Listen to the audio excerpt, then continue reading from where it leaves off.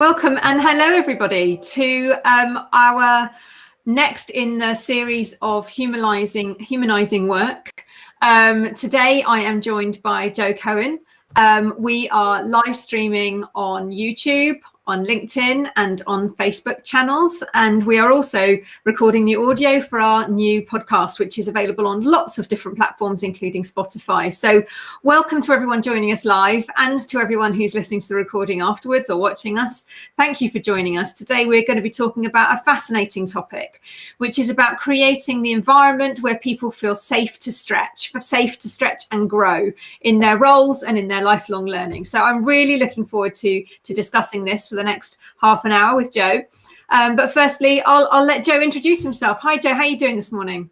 Yeah, I'm great, Alex. Thanks for that. Pleasure to be here. Likewise, really looking forward to our chat. So my name is Jo Cohen. I'm a psychological coach and a facilitator and a consultant. And I work in a range of different settings, primarily in private sector, but also quite a bit in the public sector. And I love the work that I do. I feel very fortunate to work with great clients. And yeah, as I say, it's a pleasure to be. I'm looking forward to this chat very much.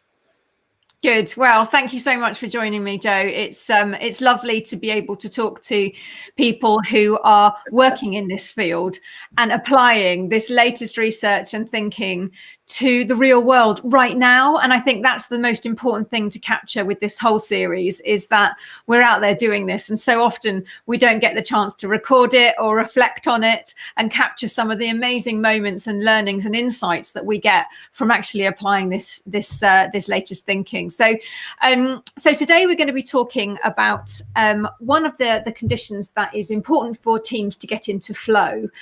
And we're focusing in on teams this week. Last week, we spent some time talking about human leadership. And this really builds on from that foundation that we started. Over the last couple of days, we've talked about some other core foundations about people having a unique contribution and feeling that they are valued and respected for what they bring, but also for the importance of having clarity and sharing that amongst the teams, so that people know that they have clarity of what not only they're doing, but everyone else in the team. But one really critical component that is really important for people to be able to get into flow is being able to operate at that level where they are using their skills and things that they're competent in. So using their skills and their knowledge and their strengths in their work.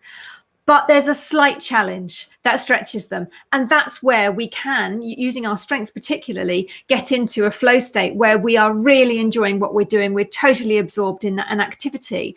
And extending that to a team level is really critically important, because we can feel safe to work and stretch on our own at home. But how do we create a team environment where everybody feels comfortable and safe to go that little bit further, to try something new, to be different and to put themselves out there? And we know that there's quite a few different components that we're going to unpack in this, aren't there, Jo? Yeah, I think there's definitely a few different angles, contexts, perspectives one can look at. But I think the team element is absolutely crucial. But I think equally that, this conversation is relevant to individual conversations, creating a safe place. I mean, I know certainly from a coaching perspective, where we consider the outset of the relationship, it's all around contracting and being safe in relationship. And I think by extension, it's really, how do we take that same concept, around psychological safety into team contexts and even broader into organizational context as well. Yeah. Okay. So let's go into that in a bit more detail then. So why does psychological safety matter so much, and particularly right now? So we know that, people's work has changed just so drastically in the last year. Some things have accelerated. People's jobs have almost completely flipped. That's for the people who've stayed in their roles. And for those people who haven't been working or who have changed jobs for their own or other choices, a lot of things have changed, and that creates an environment that is really uncertain. And for some people, it uproots you, doesn't it? And you start to feel a little bit more anxious about how you're coming across, whether you're being judged, how are you being assessed in terms of performance and contribution. So this concept of psychological safety has been around for some time, but what do we really mean, and why does it matter so much right now? Yeah, I mean, I think you touched on something very valid from the outset, really, which is, this feeling of, being disconnected, let's say, on its most fundamental aspect of psychological safety. We're talking about a human need of being included, a sense of belonging. And this is not new to us as adults. This is familiar to us when we were children. I know my first experience of being included probably started on the playground when there were two boys saying, who's going to be in my football team today? And of course, being included in that, it's a big relief. You feel accepted, it starts to reduce fear. So, of course, on the most fundamental level, and of course, as we grow older, the environments become more sophisticated and challenging, and that's what we've had to endure, let's say, over the last year or so with virtual working, so much uncertainty. That need to belong, that need to feel a part of something, to be included, is probably the most fundamental need when we consider psychological safety. So being conscious of that is absolutely the first requirement. And then I think, if we're setting the conditions for inclusion and belonging and taking away fear, embarrassment, shame, all of those sort of negative features, let's say, that can pop up if we're not considering human needs, then it's about setting the environment for learning, where that individual feels like, I want to contribute, and I also not contribute, sorry, I want to feel like I can learn. This is an environment for me to grow in and feel part of. So extending beyond just belonging into a place of learning. So that learner safety is sort of, I would say, the second key feature of psychological safety. And of course, if you've then set those conditions correctly, as leaders, as team members, and again, we all have a responsibility here, is then thinking, well, what would be the next level beyond that? If I'm comfortable to learn, I then want to feel comfortable to contribute. And again, that's the next iteration, I would say, is creating an environment where people feel as if they can contribute beyond just learning. And then, of course, finally, it would be an environment where you are, even beyond contribution, challenging the status quo. Now, that's perhaps the most ambitious level, but of course, available for all of us. And I think this is something that leaders have to be mindful of, particularly. When we think of psychological safety, we can't not think of emotional intelligence. The two go hand in hand. And therefore, an emotionally intelligent leader has to set those conditions, that framework, in order for people to, 1, belong, 2, feel like they can learn, 3, contribute, and then 4, ultimately challenge the status quo. And of course, that requires a leader to be vulnerable. They have to park their ego. They have to be very conscious on how they use power.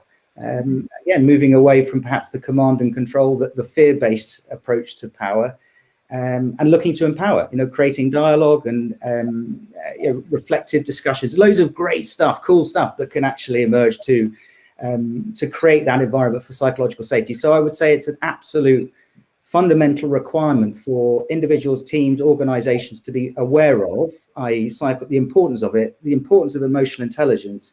And I think, you touched on the validity of the current world. I think as well, the pressures are only going to increase, especially when we think of the rise of things like AI, again, which will encroach on what it is to be human and how we need to maintain the essence of being human in order to successfully navigate across that complexity. So you've talked about quite a lot there, and one of the things that I'm thinking about is kind of what's the situation that leaders are in right now, in terms of the pressure that they're under, and how can they support the team to really create that psychological safety. And we talked quite a lot about this last week, actually, psychological safety as a human leader, and how we can be curious without judging people, and actually accepting people without biases, and that's it's all well and good, isn't it? But there's a lot of organizations where there's a lot of stuff to get done right now, and there's more people coming in, and onboarding takes time, and there's not very much time, and almost like in many cases, I know some leaders are in a situation where actually they don't want things to be innovated or changed, and they don't want everyone to reinvent the wheel. They want them to just get on and do it. And so there's this kind of execution focus, which I think really, leaders kind of struggle with, because they know they want to be curious about, okay, what's the best new way we could do this? Okay, how could we do this in a collaborative approach? But making sure that we're staying efficient as well. And so I'm just thinking about, the environment that leaders and the pressure that they're under in terms of creating the psychological safety, and maybe how the team could alleviate that in terms of the team being more curious and open about how work is distributed, or how we collaborate differently based on strengths, so that people can feel more confident to share and be, put themselves out there in that way without fear of retribution. And one of the things I see a lot in our team is quite a lot of play and fun, and that joking environment allows people to almost like drop their shoulders a bit and be a bit more like, it's relaxed, it's okay, we're in an environment where we can laugh about this. Totally. And I think that sort of, going back to that sort of hierarchy, I think what you're talking about there is really learner safety, but also that contributor safety. In other words, how do we get the team to really contribute? And then again, I think that there's still that responsibility for the leader or the leaders within the team, to be mindful of perhaps the words of Maya Angelou. That comes to mind. People will forget what you said, people will forget what you did, but they'll never forget how you made them feel. And this stuff stays with people. In other words, they're really recognizing what it is that people feel when they are contributing, when they're part of a team, and to let that blossom and bloom and flower. And that's where innovation comes from, creativity, all those great things. And of course, acknowledging strengths first thing. What are the strengths across the blend of the team, and then also harnessing them. Harnessing them in a really effective way so that you are getting the most out of each other, and obviously contributing towards team growth. We know that teams that work effectively on their strengths are 15% more effective. The evidence is pretty overwhelming. But I think it still comes back to this: what do we need to individually do in order to create that environment? And it does again require some internal reflection around how I show up. Am I prepared to be vulnerable? And I think this is always the challenge, let's say, for leaders, is to recognize vulnerability as a strength. I think it's been indoctrinated within organizations and societies for too many years that showing vulnerability is not a good thing, but actually perversely it totally is a good thing. And allowing people to see that is role modeling that is a key thing, because that in turn allows people to feel, as you described, lower the shoulders, to breathe. They say, okay, it's okay. There's no shame here. It's all okay. There's nothing to feel embarrassed about. And again, it comes back to that very basic initial hierarchical need, which is the need to feel included. Yes. So all those words go around in my head. I'm thinking, yeah, absolutely. It's that.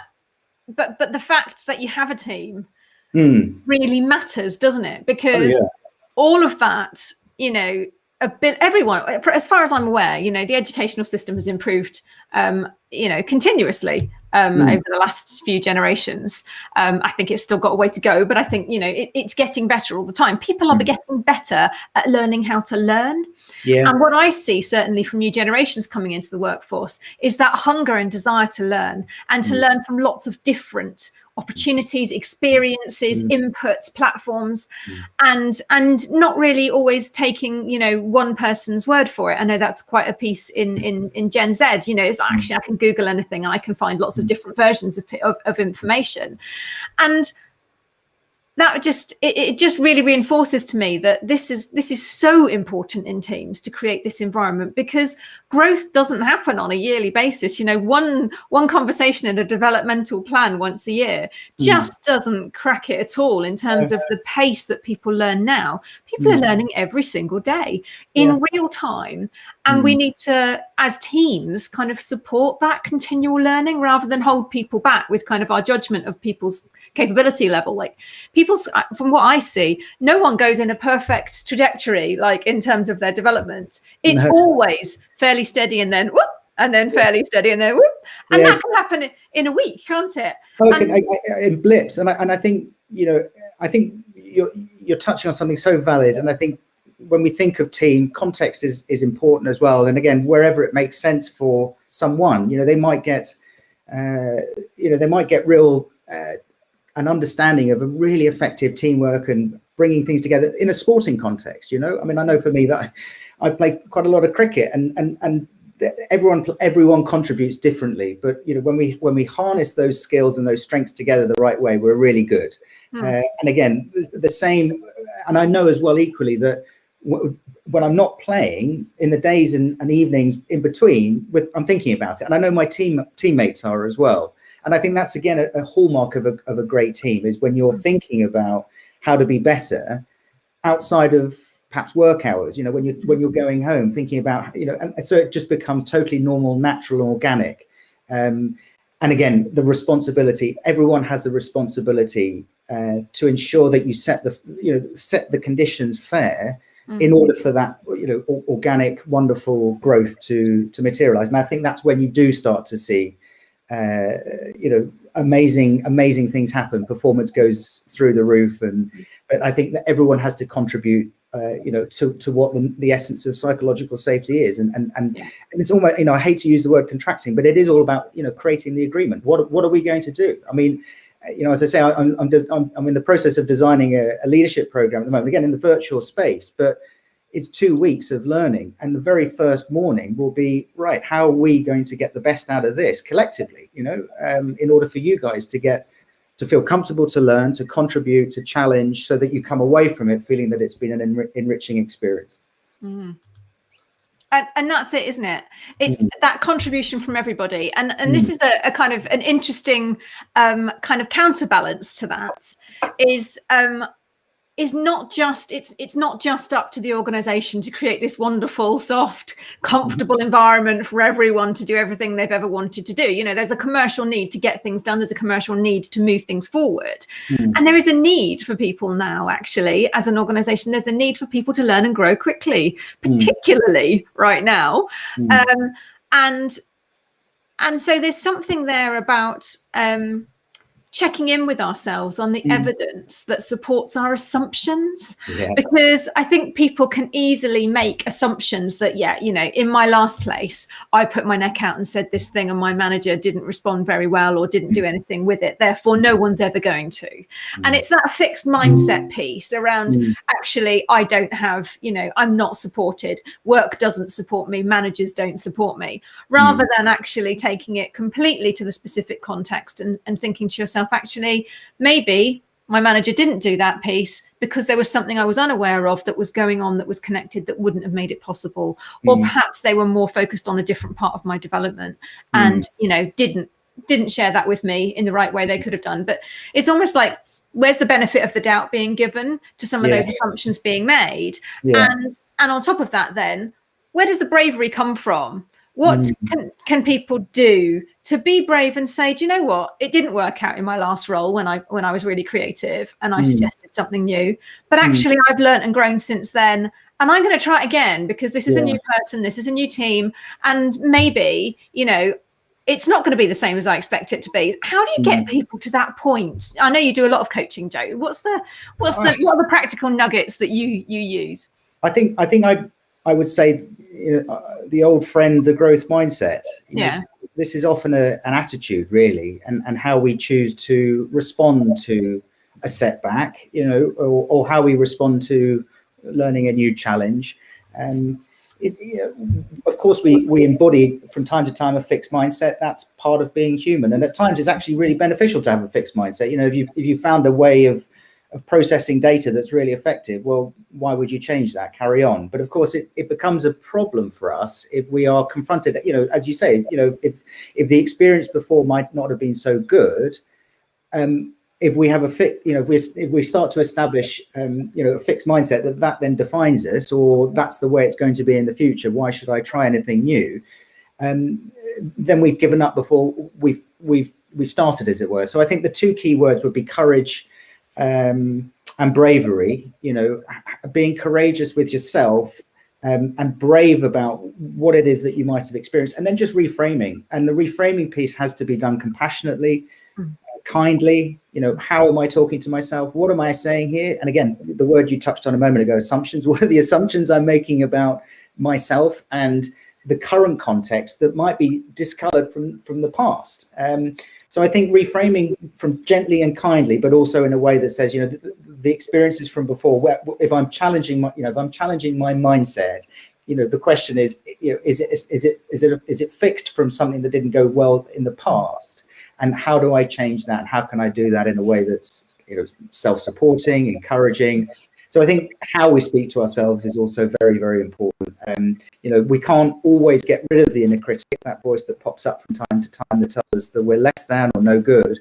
But what we can do is certainly turn the volume down a bit and relate with it in a different way, perhaps put it in engagement. Oh, I recognize you. Yeah, that's a familiar one. I think I heard that when I was about 12 years old. Or, however we want to choose to reframe it so that it becomes less pervasive. So that we can grow. I think that's the essence of the growth mindset. The giveaway is in the title. Yeah, and actually, what you're talking about there in terms of reframing, it's probably become a big theme for me. Actually, I feel like the queen of spin. I can shift something and reframe it positively quite quickly, and I enjoy doing that. And I love what Paul's just put into the chat here around encouraging people to remind themselves of times when they have used a growth mindset. And that just reminds me of the psychological capital research around, really bringing yourself up and getting yourself not only exactly that to challenge yourself when you've had a fixed mindset, but the other way around as well is like, actually, what's the evidence to show that in the past, actually something went really well from me putting myself out there. And I can learn from that in lots of different ways. It might have not gone down very well with my manager, but my team members loved it. And as a result of that, this happened. And being able to almost extract the positive from a whole situation. As you said there, we come in and out of fixed and growth mindsets throughout our lives appropriately. But being able to pick those moments that make us stronger. And quite often, obviously, they're linked to our strengths, the times when we use things that we are more confident in, that come easily to us, that feel natural, and that we're good at. That's also going to help us stretch ourselves and grow, isn't it? Because if I think about, even in a typical fear around public speaking, lots of people who are good at relationship building can be better at public speaking, but they go about it the wrong way. But if they stretch themselves in their areas of strengths around how are they influencing a group of people in a small group, how do they gradually build that, what are the techniques that they use that they can then transfer and expand to a larger group, it can be much less fear-inducing.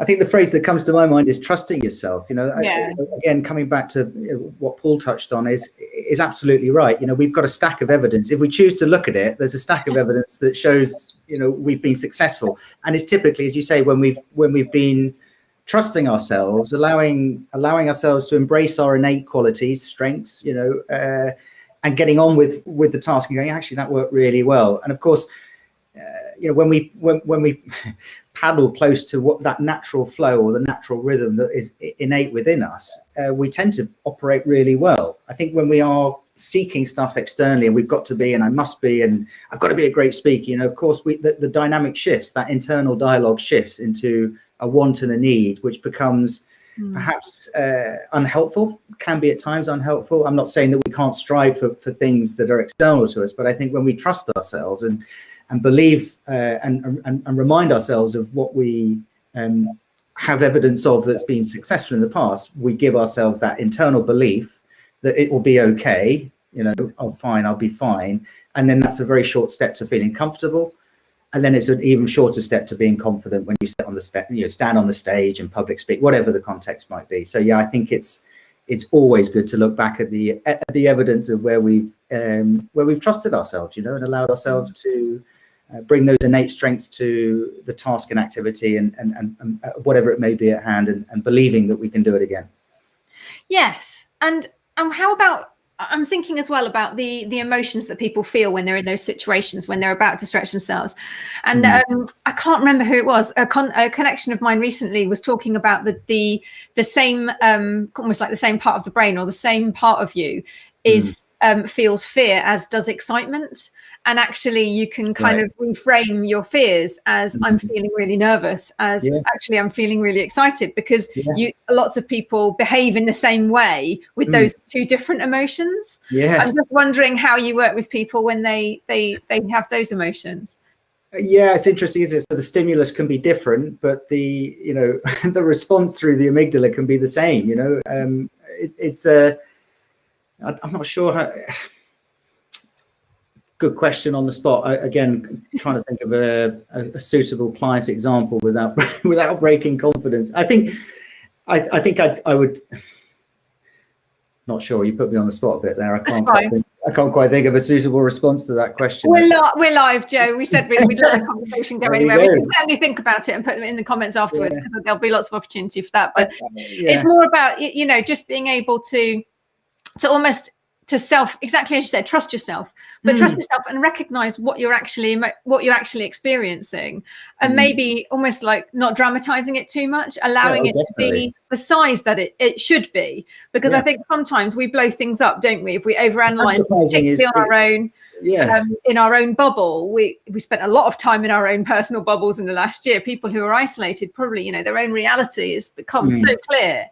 Totally. But how do you kind of break through that, put it into perspective? So reframing is key. So in the same way I just kind of described the journey from self-belief to comfort to confidence, I think in the same way, you know, if we're finding ourselves going on the spiral the other way and beginning to catastrophize, I think at that point it's even more valid to get those reframing glasses on and just sort of, as much as possible, just take a step outside of ourselves, and, you know, and objectify and sort of just get context, get perspective as much as we can. And I think the gentle questioning, again, with a compassionate nature. So don't kid yourself, be honest with what it is that you're experiencing. So be very, very honest, but I think at the same time, be very, very kind, you know, and be compassionate with what it is that you might be doing to yourself at that time. And am I finding that I am making this worse by believing this assumption? And, you know, just challenge, but challenge in a way of kindness, I would say. And I think as well, it comes back to, you know, again, a key feature of the growth mindset is the ability to embrace our imperfections. You know, there are parts of us that aren't 100%, this, that, the other, whatever it may be, you know, that's the nature of being human. But if we can embrace those in the same way that we can shift the dynamic with that voice that might not be so helpful, the inner critic, and putting it into a different context, that, you know, one that might be the volume down and just perhaps in a bit more of a relatable context. Oh, I recognize you. You know, in the same way we embrace our perfections with kindness. And always remembering that we've got a choice. I think that's also something that sometimes we forget, particularly if we're going down that catastrophizing route. It becomes black and white thinking, it's all or nothing. And of course, that's never true either. There's always choice. I know it's difficult at times to remind ourselves, but, you know, there are ways and means we can do that. You know, building mindfulness practice into our routines, fresh air, you know, again, particularly with the challenges of late, you know, where we have been cooped up. You know, I know for me, the walk into, you know, to nature. I live next to the River Avon, unfortunately. You know, just a walk by the river and getting some fresh air just helps to get me out of my funk, whatever it might be. You know, allows me to then get into that place of reframing. Okay, I'm seeing this from a different point of view. So there are always ways and means that we can support ourselves to stop us going down that route that might be unhelpful. Yeah, absolutely. And just jam-packed full of practical hints and tips there. Thank you, Joe. That was kind of like, I'm sitting there going, right, I'm gonna list all these out. These are great. And thank you, Sally, for your comments as well. I'm glad it's resonating with the focus that you have. And we're coming up to the end of time now. So that's been like super interesting conversation, and it's gone just so quickly, but we can carry on the conversation, as I said, in the comments, and really welcome people's thoughts and questions too. So really, I guess just to recap, I still have loads of questions I'd love to carry on talking about, Joe, but yeah, just to recap where we're talking about, you know, we're talking about teams and how teams can support an environment that where people can, you know, try new things, stretch themselves and grow, because it's at that point of stretching beyond our existing skill set that makes things interesting, that makes things a little bit engaging and a bit gritty, where we feel like we're actually going to do something, that we can achieve personal flow. And if we can do that in a team, we've got an opportunity across the whole of the team to be able to support people to flow together. And team flow is another dimension in terms of the flow research. And that's what we're working on at the moment at Bailey and French, as part of this humanizing work field that we're pioneering, really. So really excited to explore this area with you and extend it into that team context. Some lovely practical hints and tips there. Thank you so much, Joe. I've thoroughly enjoyed this conversation. We got some lovely comments come through. Thank you everyone for listening and for watching. Please don't forget the rest of the series. We have another session tomorrow and all next week, including Bank Holiday Monday for those people who do like to tune in when they're away from work at midday, and all the recordings live on our Bailey and French Consulting page on LinkedIn. All the recordings there for people to watch afterwards. So thank you so much for joining us. It's been an absolute pleasure, Joe. Thank you. Thank you, Alex. Yeah, I've really enjoyed our chat. Feel like we could go for a bit longer, but wish you well for the rest of the series. That's thank you. Have a great day, and thank you everyone for joining us. Have a fantastic rest of your day.